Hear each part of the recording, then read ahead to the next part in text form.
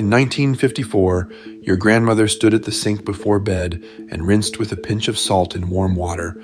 She never called it treatment. It was just what she did to keep her teeth.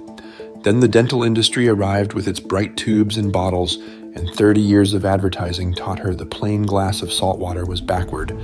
But here's what the commercials never said. That rinse was not replaced because it stopped working. It was repackaged, branded, priced, and sold back to her children as something new. The habit was free, so they buried it. At number 3, the quiet defender already at work in your mouth. The one thing no company has ever bottled. And at number 1, the nightly habit that costs nothing and still outdoes the whole shelf. Subscribe. What follows is documented history. Number 15, the tongue scraper. Before it came in a blister pack, it came off the breakfast table. Your grandmother would draw the edge of a spoon back along her tongue a few times in the morning, and that was that. There is real sense in it. Most of what makes morning breath is a layer of bacteria sitting on the back of the tongue, giving off sulfur compounds, and a Cochrane review found that scraping the tongue does lower those compounds more than brushing alone. The catch is that the effect is modest, and it fades within the hour, so this was never a cure for anything.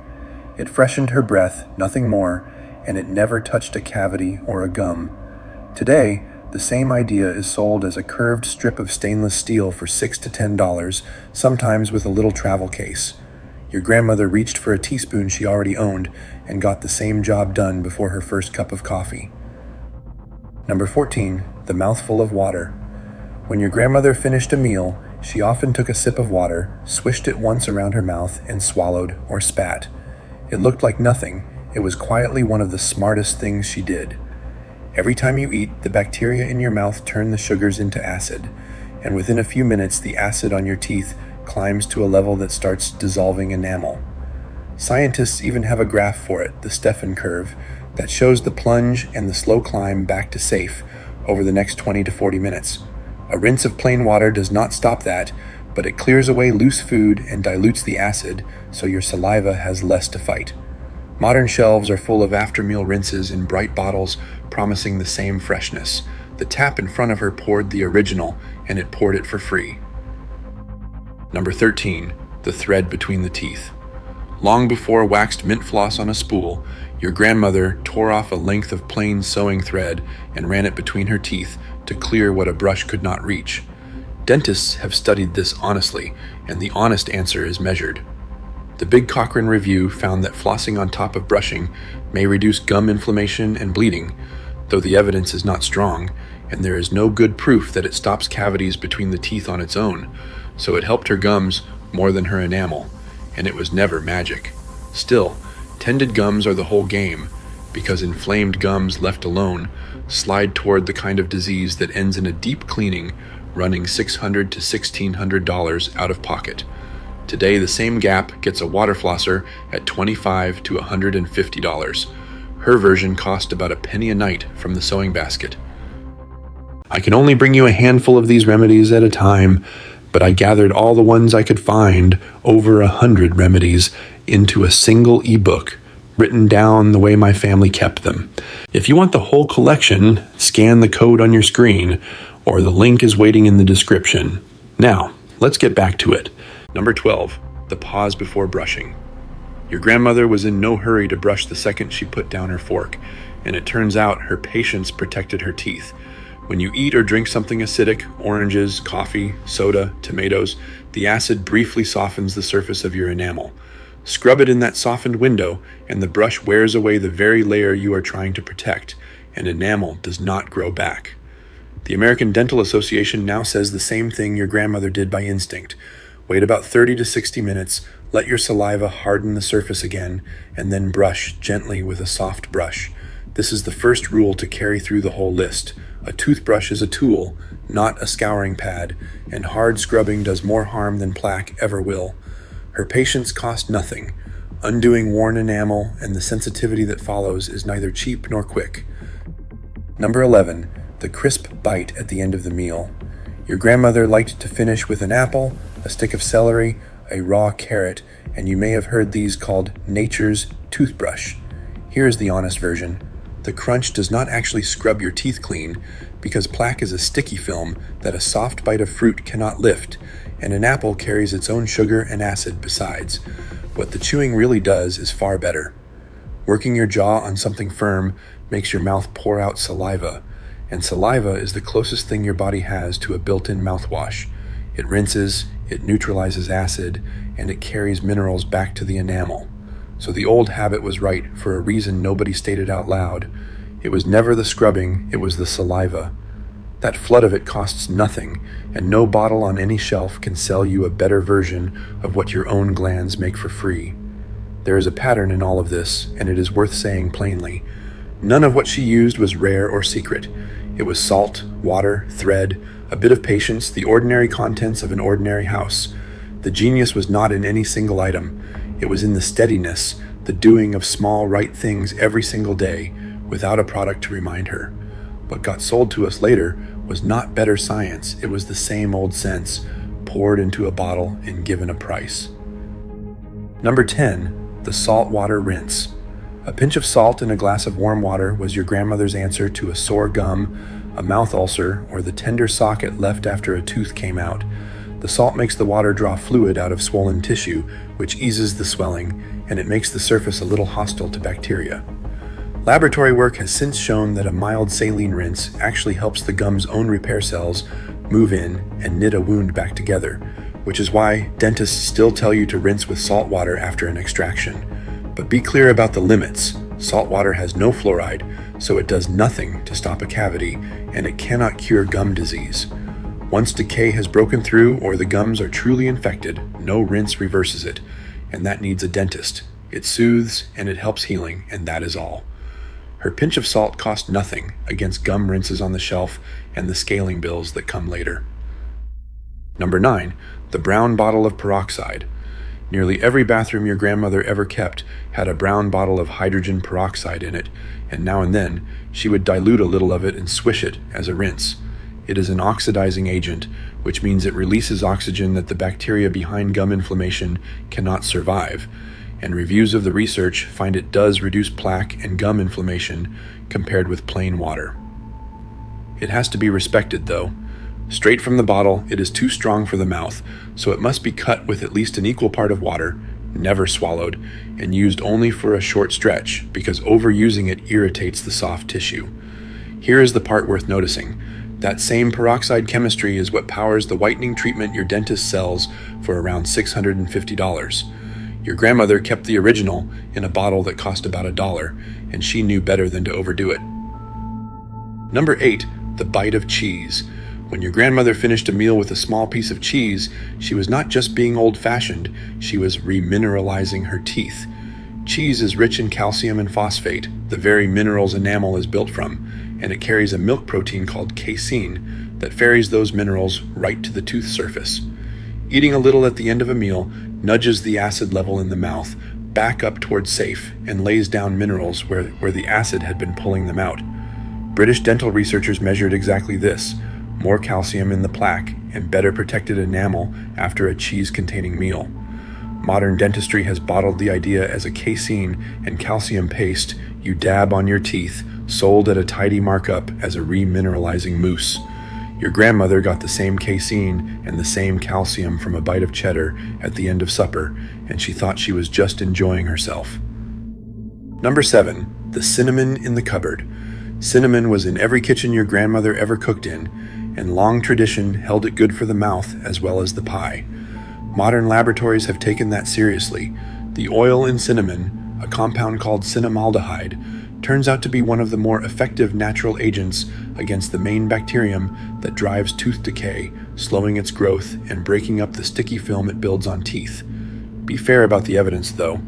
Most of this work is done in the laboratory, not in long human trials, so cinnamon is a helper, not a treatment, and it never replaces cleaning your teeth. Still, a warm cinnamon tea or a pinch stirred into water is a pleasant, genuinely antibacterial thing to swish. Today, that same idea shows up on labels as natural cinnamon oral care at a natural cinnamon price. Your grandmother had the whole active ingredient in a tin on the spice shelf. Number 6, the spoon of oil. This one is older than the 1950s and traveled into many kitchens, your grandmother's perhaps among them. Take a spoonful of ordinary oil, coconut or sesame or whatever was on hand, and swish it slowly around the mouth for several minutes before spitting it out. The oil emulsifies and lifts some of the bacteria and debris off the teeth and gums. When researchers pooled the trials in a recent review, they found a probable benefit for gum health, but they were honest that the evidence is weak and the studies small. So this belongs in its proper place. Oil pulling is a mild extra, not a substitute for brushing, and anyone who tells you it replaces the dentist is selling something. Speaking of which, the same spoon of cooking oil now comes bottled as a branded pulling oil for $10 to $20, often with a fancy name. Your grandmother, if she did this at all, did it with the oil already by the stove. Number 5, the aloe leaf on the windowsill. Your grandmother very likely kept an aloe plant in the kitchen, snapping off a leaf for a burn, and the same cool gel was rubbed on sore, swollen gums. It is more than folklore. Aloe is genuinely anti-inflammatory, and when researchers gathered the controlled trials, a review of 6 of them found that an aloe mouth rinse reduced plaque and calmed gum inflammation about as well as the standard antiseptic rinse, without the sting or the staining. Keep the honest boundary though. Aloe soothes inflamed gums and early irritation, but it does not reverse established gum disease, and puffy, bleeding gums that do not settle are a reason to see a dentist, not to keep rinsing. As comfort and prevention, it earns its place. That gel is now sold as a bottled aloe gum treatment at a comfortable markup. Your grandmother grew the whole supply on the windowsill and watered it once a week. Number 4, the after-dinner seeds. In a great many households, your grandmother is included. If the family kept the custom, the end of a meal meant a small pinch of fennel or anise seeds to chew. They taste faintly of licorice, and they leave the mouth feeling clean. There is a little science under the ritual. The aromatic oil in the seeds, anethol, has mild antibacterial action, and the act of chewing them draws out saliva, which rinses the mouth naturally. Set your expectations honestly, though. This is a breath and freshness habit, pleasant and gentle, and it does nothing for a cavity or a gum problem underneath. For what it is, it works, and it beats walking around with the taste of dinner all evening. The same job is now done by branded breath mints and strips at the checkout counter. Your grandmother kept a little dish of seeds by the table and let everyone take a pinch on the way out. Notice what the last few had in common. Every one of them was honest about its own limits. A seed for your breath, a leaf for a sore gum, a swish of oil, none of them pretending to be a cure. That honesty is the whole difference. Your grandmother knew exactly what each small thing could and could not do, and she never asked a pinch of salt to do a dentist's work. The 3 that remain are the strongest of all, and the last of them is not a remedy at all. It is a habit. Number 3, the wet mouth. Here is the free remedy that was in your grandmother's mouth every minute of her life, and in yours right now, saliva. It is easy to dismiss as nothing, and it is very nearly everything. Saliva washes food and bacteria off the teeth, it neutralizes the acid that dissolves enamel, and it carries calcium and phosphate back to the surface to rebuild it all day without a thought.